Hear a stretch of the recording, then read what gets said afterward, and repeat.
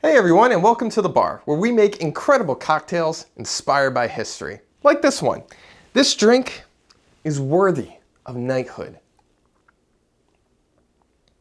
Or at least a nod from royalty. And is based on a uniquely American tale. A hero from a small town, the price of fame, and a legend that still resonates today. This drink is based on the favorite sandwich of a famous king, graced with dulcet tones and faint-worthy dance moves. So come on, let's go behind the bar and get all shook up while I make you this big hunk of love. You'll thank your blue suede shoes you did.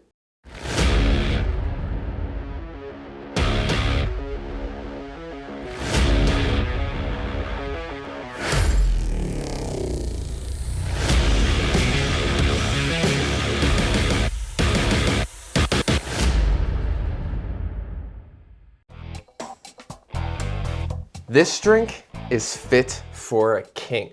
The king of rock and roll, to be exact, Elvis Presley. I call this cocktail, Your Diet Has Left the Building. And it is a boozy shake made in honor of a man who lived a legendary rags to riches story.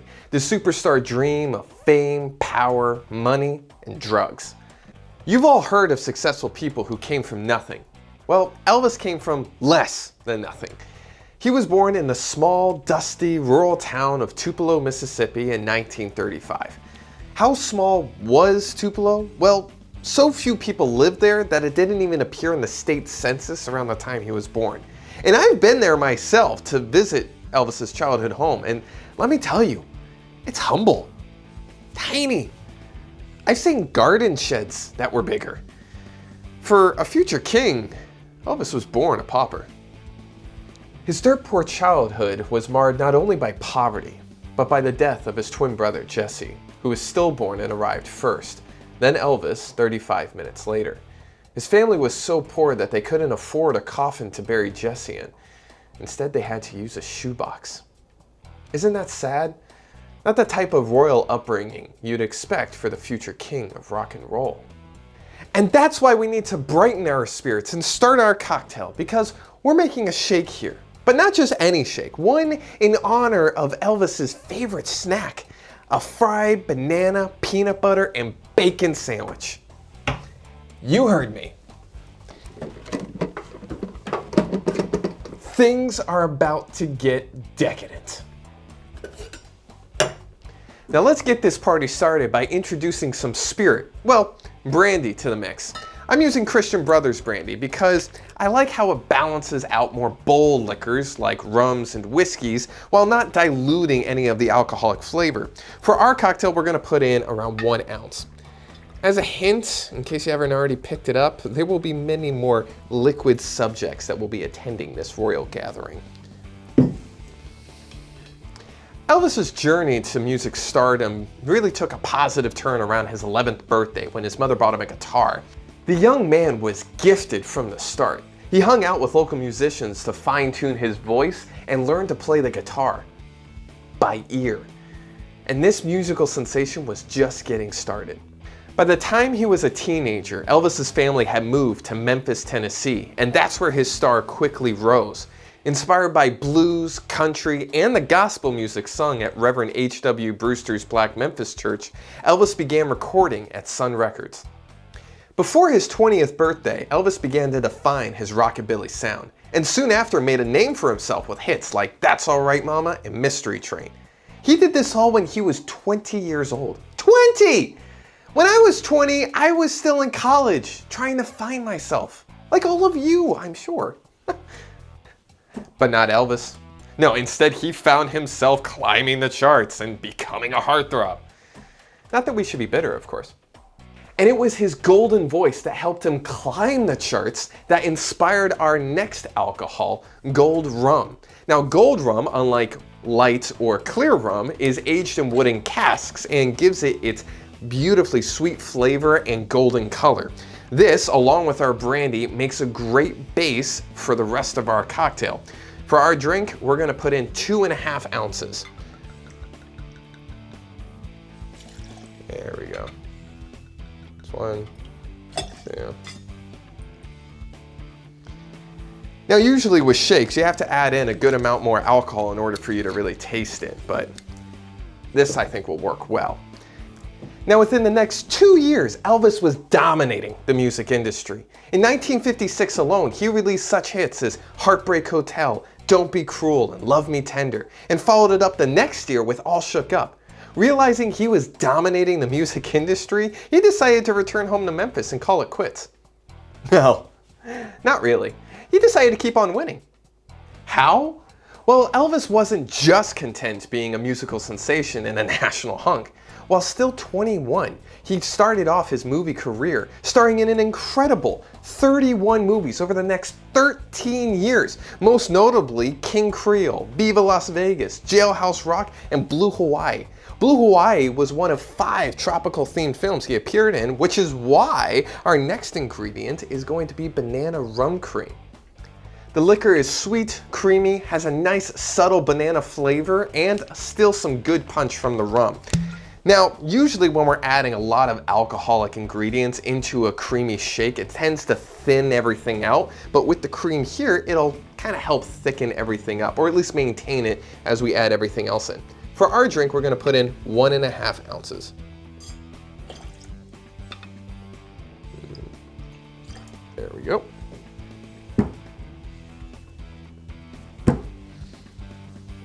So what were we all doing when we were 21? Well, I was hoping for a B in stats while trying to nail down the college experience. Elvis, on the other hand, was appearing on the most popular television program at the time, The Ed Sullivan Show, where 82% of the nation, nearly 60 million people, tuned in to watch the musical phenomenon's first nationally televised performance. His dancing and swaying hips drew in screams from women in the crowd and across the nation. Although his dancing was considered to be too sexual at the time, and so the cameramen were actually directed to only show Elvis singing and dancing from the chest up. Before I go on, if you enjoy our cocktails and learning about the history that inspires them, but you don't want your taste buds to have to suffer the many attempts of failure that it took to achieve such greatness, or you just don't like reading books, then subscribe and allow me to do the work for you. Now, in 1957, a 22-year-old Elvis bought a mansion in Memphis for his parents, grandmother, and himself, called Graceland. When I was 22, I bought my friend a gift certificate to Starbucks. Not quite the same, but it is a nice place to visit, and their coffee is quite expensive. Now, speaking of Elvis's home, nothing reminds me of home more than our next ingredient, bacon. Elvis loved it in this sandwich, and you're gonna love it in this shake. Now, mind you, you could always do what Elvis did, which was slightly burn his bacon, and that'll give you some extra crispiness, and the bacon will do a great job of adding these salty little pearls to our shake that's gonna be really refreshing and cut through all the fat and sweet. Now, considering the fact that we want this shake to be as fresh as possible, we already have our alcoholic ingredients in here. I'm gonna add our bacon bits to our mixer specifically because at this point we want to make sure everything tastes as good as possible. I have a little bit more than 1.5 strips of bacon finely chopped. I'm going to add it into our blender. I'm not going to put in the whole thing here, just a good amount. There we go. And that's, like I said, going to give us extra texture and some really, really nice saltiness. Elvis may have been a genius behind the mic, but not so much when it came to his business. FYI, I graduated with a business degree, and maybe you did too, but Elvis certainly could have used our tutelage because his choice of Colonel Tom Parker as his manager severely limited his already meteoric rise in popularity and net worth. You see, many consider Colonel Parker to be a country music hustler, and come here, he was in the United States illegally. He was Dutch and never left the country for fear he wouldn't be allowed back in. That's why the King of Rock and Roll never visited his subjects abroad. Elvis never knew that the Colonel's citizenship status had prevented him from touring around the globe. That's right, one of the most popular singers in history never had a single concert outside of the United States. That's crazy, right? And it's for that reason that we're going to be adding our next ingredient to our drink, which is going to be 1 chopped banana, because the money that Elvis left on the table by not touring outside of the United States is bananas. Now, at the height of his career, Elvis was drafted into the military and actually served from 1958 through 1960. The colonel wanted Elvis to actually serve as part of the special services, in which he would just sing for all of the soldiers. But Elvis insisted that he be treated as a fellow infantryman, which really earned the respect of pretty much everyone else in the military. It was during his time in the military, while stationed in West Germany, that a 24-year-old Elvis would meet the future love of his life, Priscilla, who was the ripe age of 14 years.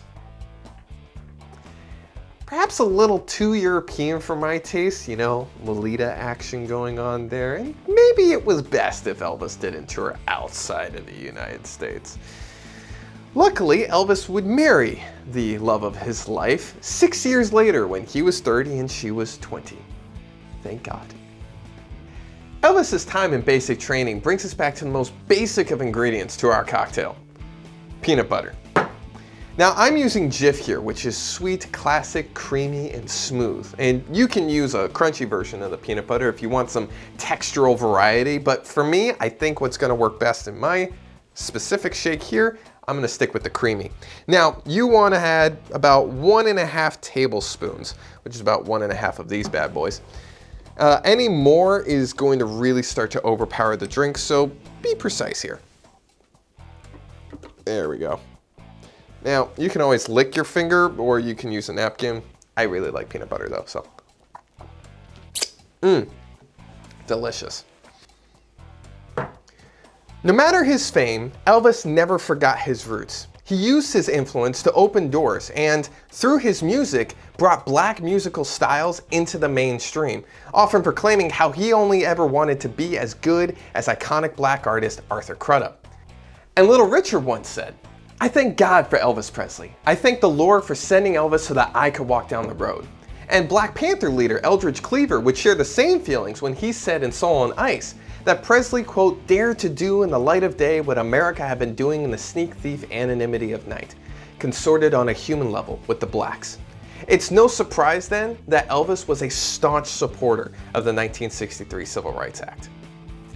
Over the course of his unparalleled career, Elvis garnered 101 gold albums, 57 platinum, and 25 multi-platinum records. Try topping that, Taylor Swift.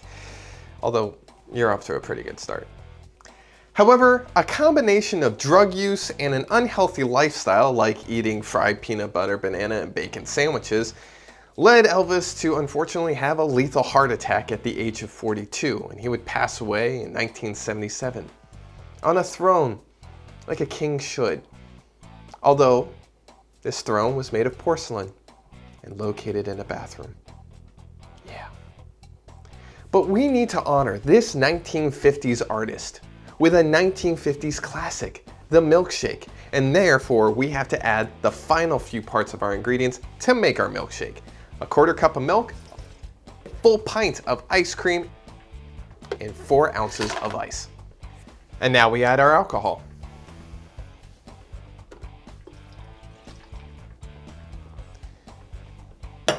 And finally, we let this puppy blend. And just hit our milkshake standing.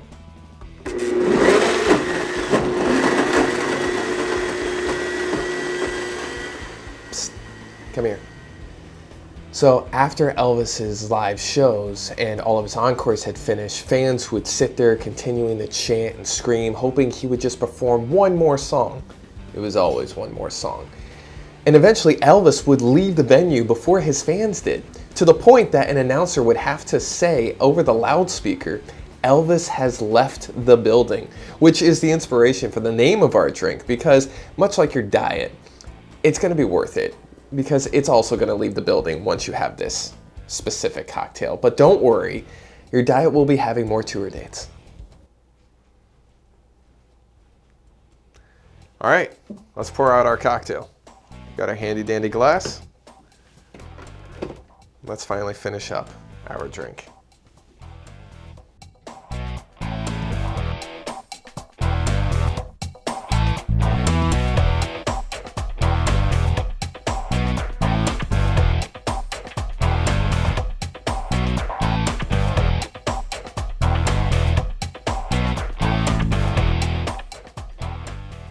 yeah. Now, before we enjoy this drink, let's top it off with some encores of our own, right? Some whipped cream.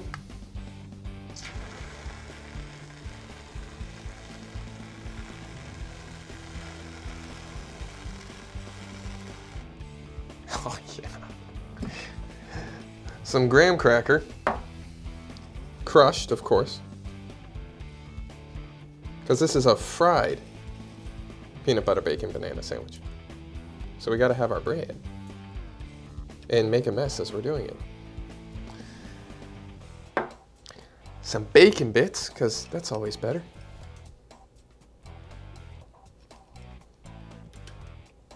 Again, get stuff everywhere.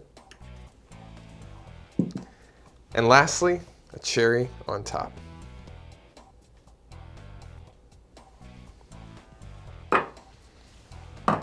And finally, we have our straw. And there you have it. Your diet has left the building.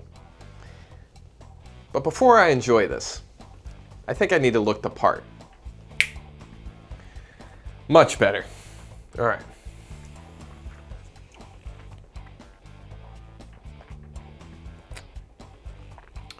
Oh yeah. That's mighty tasty. Oh.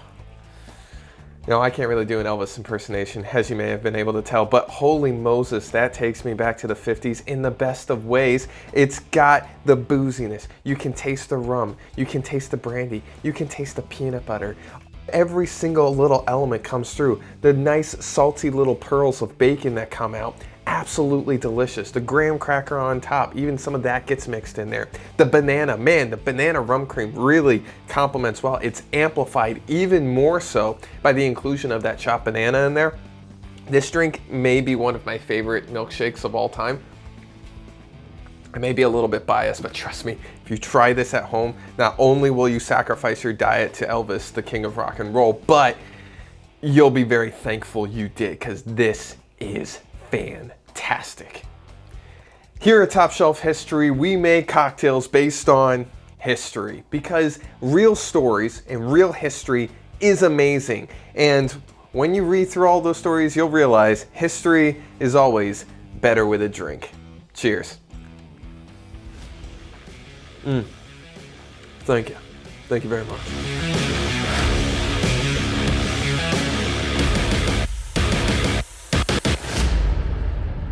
Gabe has left the building. Gabe has left the building.